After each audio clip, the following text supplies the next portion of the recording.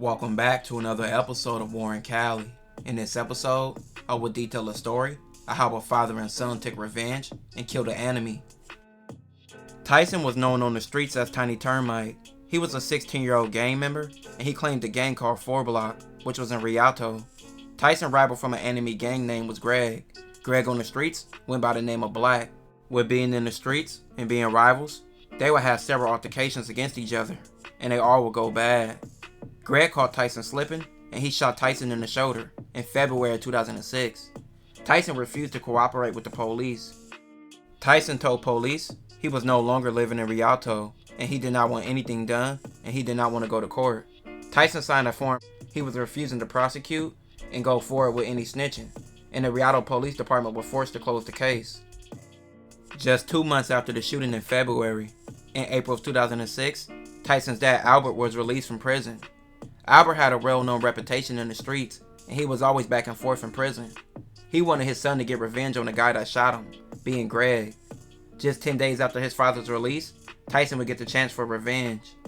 Albert hyped his son up and geared him up for a mission. 2 months later, on April 22nd, 2006, Greg, his brother Trayvon, and their friend Josh entered a convenience store. When they came out the store, Trayvon saw someone come out from hiding in a bush behind a brick wall and approached the group. Trayvon said the man had a hood on his head and had black gloves on his hands. Trayvon said, "What's up?" When there was no response, Trayvon stated, "You don't know me, and I don't know nothing out here." Trayvon said he was essentially pleading, "I'm not your enemy." Trayvon said the man, who he later identified as Tyson, then turned and locked eyes with Greg. Trayvon heard his brother say Tyson. Then he saw Greg start running away, and Tyson pull out a gun and chase him. Trayvon said Josh also took off running. Tyson fired the gun in Greg's direction, and he yelled out 4 Block. He fired a second shot, and again yelled out 4 Block.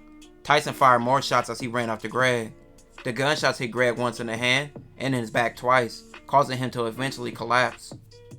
Trayvon was hiding while the shooting was going on. He was peeking out from behind a brick wall.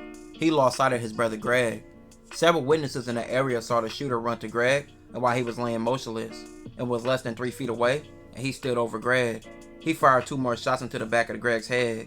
Tyson then ran away a short distance before jumping into a silver SUV. 17-year-old Greg died from the gunshot wounds. Trayvon initially refused to identify the shooter. He said he wanted to take matters into his own hands and he wanted to take revenge. Trayvon waited approximately another 7 months before contacting the police. He was angry the police had not found the shooter on their own. Trayvon admitted he'd been unable to find the shooter, but he would later pick Tyson out of a photo lineup. After Trayvon identified Tyson as the shooter, police showed up to Tyson's home where he lived with his family.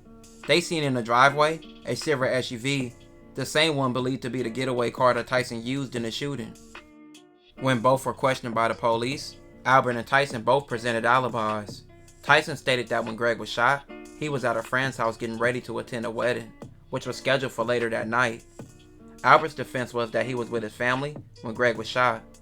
Several witnesses to the shooting who was driving by and also in the area gave descriptions that matched Tyson and also Albert. In a taped phone call with his girlfriend, Tyson stated that he put it down, which police believe was a statement admitting to the killing, and also stating that he did it for the benefit of his gang. A lot of issues arise in his case, with evidence against him. Tyson, his father Albert, and even Tyson's mother were all arrested. At trial, many people will paint bad images of Tyson and his dad Albert. Tyson had issues with a kid named Michael over Tyson's ex-girlfriend, and they would have several run-ins, which Michael would tell police about. The first incident, Tyson banged on Michael and beat him up over the girl. The second incident was at a party that Tyson and his friends shot up and was even gangbanging at the party on everyone. Tyson's father Albert would have his own share of issues, but with family. Albert's brother John would tell the police after him and Albert got into an altercation that Albert tried to kill him. John took psych meds, and a lot he said wasn't used in court, with him being an unreliable witness. John told police about Albert having guns, which eventually led to his arrest. Albert was caught with a gun that John told police about. In 2008, after going to trial for 2 years, both Albert and Tyson were sentenced to life. At only 16, Tyson went to jail, and at only 18, he got life.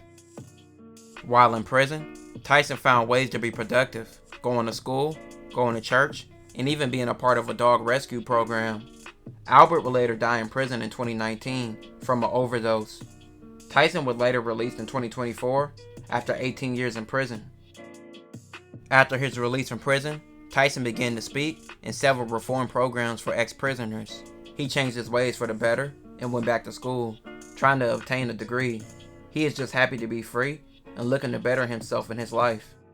This will conclude this episode. If you haven't already, check out my previous episodes. Don't forget to like, comment, and subscribe.